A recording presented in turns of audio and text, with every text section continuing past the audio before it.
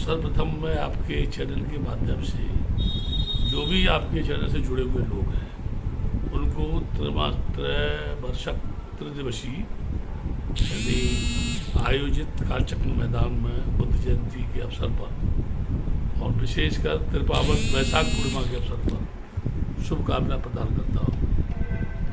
रही बात बुद्ध पूर्णिमा के दिन महामहिम राज्यपाल द्वारा बोले गए शब्दों की, जब से भारत की धरती पर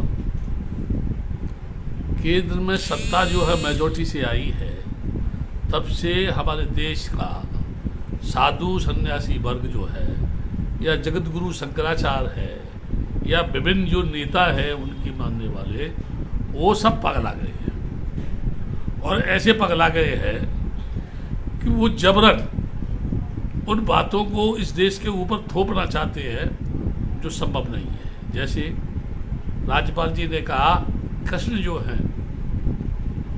बुद्ध जो है कृष्ण के अवतार है। बाकी लोग कह रहे हैं बुद्ध जो है विष्णु के अवतार है। तो या तो राज्यपाल पागल है या फिर वो लोग पागल है जो उन्हें विष्णु का अवतार बता रहे हैं। अभी तो प्रधानमंत्री की डिग्री की बात हो रही थी। मैं तो कहता हूँ डिग्री तो राज्यपाल की तलाशने की जरूरत है। ऐसा व्यक्ति जो गरमाई पद पर बिहार सरकार में बैठा हुआ है, उसको ये पता नहीं है कि बुद्ध अवतार थे या नहीं थे, अगर थे भी तो किसके अवतारी थे। जबकि बुद्ध ने ये कहा कि मैं अवतार नहीं हूं, मैं आपकी तरह से माँ बाप की संतान हूं। वहीं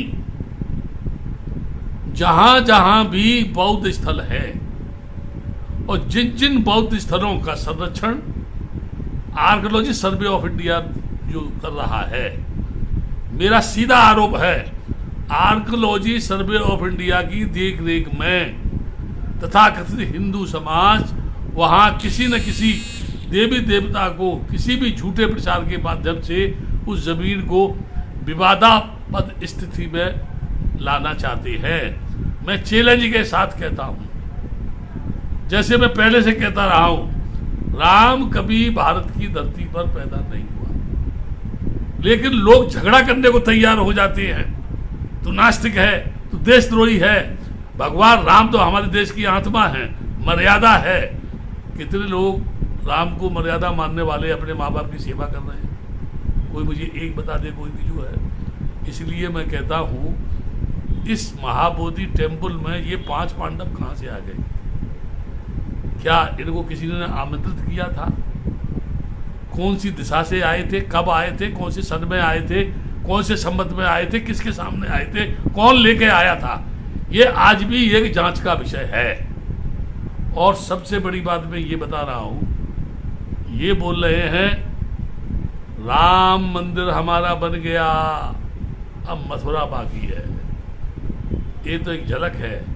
फिर काशी बाकी है, ठीक है, फिर अन्य जगह बाकी है।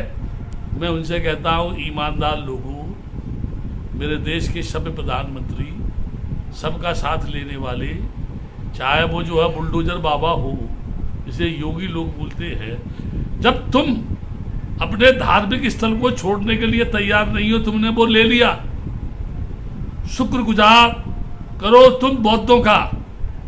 जिस दिन बौद्धों ने अपने स्थलों को मांगने की बात की, जिस दिन बौद्ध खड़ा हो गया और सारी दुनिया का बौद्ध भारत के बौद्धों के साथ एक सुर में सुर मिलाने लगा, तो तुमको कोई जगह ऐसी नहीं मिलेगी जहां लोग तुमको थूके नहीं। और उस थूक से तुम्हारा रूप इतना विकृत हो जाएगा कि धोते धोते भी वो रूप नहीं आ पाएगा जिस रूप के ऊपर लोगों ने थूका है। यहां ये बताना बहुत जरूरी है, सोमनाथ का मंदिर मोहम्मद गोरी ने कितनी बार इसको लूटा।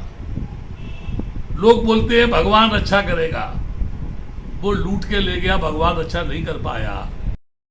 का बुद्ध विहार है क्या? देश की ये ईमानदार सरकार, क्या इस देश के पाखंडी नेता, क्या इस देश के ढोंगी संत, क्या इस देश के दुष्ट वो जगत गुरु शंकराचार्य अपने जमीर पर हाथ रख करके ईमानदारी के साथ उस महाबोधि विहार को, उस बुद्ध मंदिर को, जो उस मंदिर के नीचे है, गुजरात में है, बौद्धों को सौंपेंगे? नहीं सौंपेंगे, क्योंकि बेईमान है, झूठ बोलते हैं। नए नए साधु पैदा हो रहे हैं, नए नए, जो कहते हैं हमको साथ दो, हम इस देश को हिंदू गणराज्य बनाएंगे। तुम्हारे बाप का मकान है क्या? तुम्हारे बाप की जमींदारी है क्या? क्या तुम इसके मालिक हो? अगर तुम इसके मालिक हो तो कौन है दुनिया का मालिक? जिसको तुम कहते हो वो सृष्टि का मालिक है, कौन है? मर्यादा पुरुषोत्तम राम। क्या उसने तुमको यही सिखाया है? जो राम अपनी सीता को पाने के लिए पेड़ पेड़ पत्ते पत्ते से पूछता था, क्या तुमने मेरी सीता को देखा है? वारे मर्यादा पुरुषोत्तम राम, मैं तेरा सम्मान करता हूँ, मैं तेरी बुद्धि को दाद देता हूँ, मैं तेरा कोई दुश्मन नहीं हूँ, मैं तेरा कोई विरोधी नहीं हूँ, लेकिन मुझे इतना बता दे, सीता के प्यार में पागल राम, तू मुझे ये बता दे, जब तू अंतर्यामी है फिर पेड़ पेड़ से पूछ रहा है कि तुमने मेरी सीता को देखा है। मैं समझता हूँ इश्क में दीवाना हो गया था, पागल हो गया था क्या? और काश तेरे साथ हनुमान नहीं होता, काश तेरे साथ सुग्रीव नहीं होता, तो मैं समझता हूँ वो जो जिसको मर्यादा पुरुषोत्तम बता रहे हैं उसे कौन जानता, कौन पहचानता? भला हो उस हनुमान का जिसे भी लोग कुछ सूत्र बताते हैं। यानी तुम चाहे जिसको सूत्र बता दो, तुम चाहे जिसको पंडित बता दो, तुम कहो कि वो मुंह से पैदा हुआ है, तुम कहो वो पैर से पैदा हुआ है, लेकिन गधो भंगेड़ियो, तुम मुझे बताओ आज की सदी में एक आध बच्चा मुंह से पैदा हुआ है? अगर मुंह से पैदा हुआ है तो क्या जरूरत है पत्नी के साथ शादी करने की? क्या जरूरत है उसके साथ हम बिस्तर होने की? मुंह से ही पैदा हो जाएगा, हाथ से ही पैदा हो जाएगा। इसलिए देश के नौजवानों से मैं कहता हूँ, बुद्ध के साथ खिलवाड़ मत करो। लास्ट बात कह रहा हूँ, बुद्ध के साथ खिलवाड़ मत करो। एक नियम है, जिन लोगों ने सदियों से नीचे वालों को पीटा है, जो सदियों पिट रहे हैं, अब वक्त आ गया है कि वो ऊपर आएंगे और ऊपर वाले नीचे आएंगे, और जब वो नीचे वाले उनको पीटेंगे तो इतना पीटेंगे कि पीटने वालों को भी याद ये आ जाएगा कि पिटाई का अर्थ क्या होता है। प्रकृति का नियम है, पानी जमीन में से ऊपर आता है लेकिन ऊपर से फिर नीचे जाता है। प्रकृति का ये नियम है कि सुइयां घड़ी की दोनों 12 पर आती है तब 12 बजती है, लेकिन ये भी सिद्धांत है 1 से लेकर 11 नहीं बजेंगे तो 12 कभी बजने वाले नहीं है। मैं कहना चाहता हूँ ये बुद्ध की धरती है। भारत का प्रधानमंत्री कह रहा है ये बुद्ध की धरती है। हमने दुनिया को बुद्ध दिया है, युद्ध नहीं दिया है। फिर भारत की धरती पर ये सांप्रदायिक उन्माद क्यों? फिर ये भारत की धरती पर हिंसा क्यों? फिर ये भारत की धरती पर मूछ रखने के ऊपर हत्या क्यों? फिर ये भारत की धरती पर मटका से पानी पीने के ऊपर हत्या क्यों? ये भारत माता की जय करने वाले लोगों, ईमानदार लोग, मुझे बताओ, भारत माता की छाती पर उसी की संतान की अस्मत को लूटा जाना ये कौन सा न्याय है? क्या भारत माता के ऊपर जिन नारियों की अस्मत लूट रहे हो तुम्हें शर्म नहीं आती? क्या तुम किसी माँ की संतान नहीं हो सकता है तुम किसी माँ की औलाद नहीं हो, क्योंकि तुम्हारे देवता कोई घास से पैदा है, कोई गोबर से पैदा है, कोई मकड़ी में से पैदा है, कोई पानी में से पैदा है। पता ही नहीं तुम्हारा कौन बाप है, किसकी तुम संतान हो, लेकिन फिर भी तुम महान हो, देवता हो, और देवता होकर के भी हथियार लिए बैठे हो। तुम्हें किससे डर लग रहा है? तुम किससे भयभीत हो? तुम किससे परेशान हो? मैं ये कहना चाहता हूँ, पाखंडी हो, ये पाखंड को बंद करके मानव को गले लगाओ। जब मानव रहेगा तो तुम भी रहोगे, ये तुम्हारे मस्जिद भी रहेंगे, मस्जिद रहेंगे, गुरुद्वारे रहेंगे, सभी इंसान रहेंगे, क्योंकि इंसान के लिए ही ये धर्म कांड बनाए हैं जिनके ऊपर बैठ के तुम रोटी खा रहे हो। जिस दिन मानव नहीं होगा तुम्हारे मंदिरों में, तुम्हारे पास कौन आएगा? तुम बैठे बैठे कोने में रोओगे, तुम्हें रोटी भी नसीब नहीं होगी।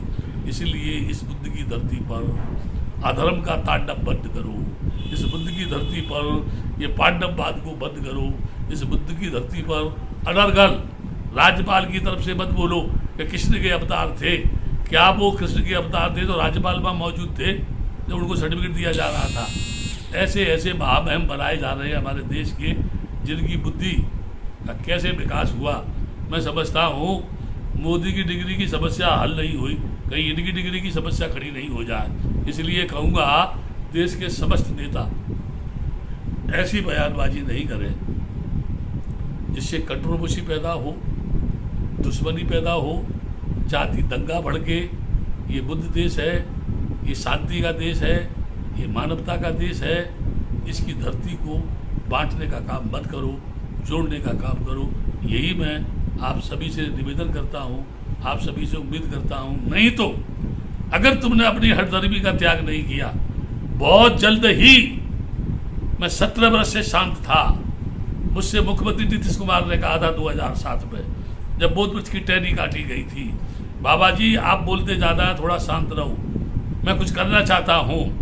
मैं आपके चैनल के माध्यम से मुख्यमंत्री को बता रहा हूँ, आपने 17 वर्ष में अपनी बात का पालन नहीं किया, बल्कि कमेटी को बदला नहीं।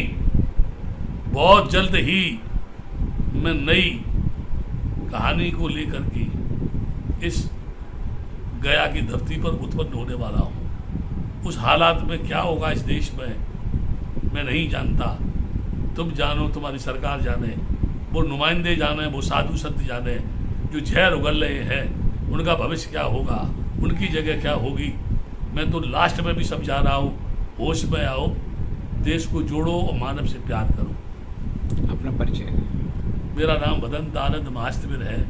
मैं अखिल भारतीय भिक्षु महासंघ का राष्ट्रीय अध्यक्ष एवं महाबोधि महाभयान मुक्ति आंदोलन का भी राष्ट्रीय अध्यक्ष। Thank you.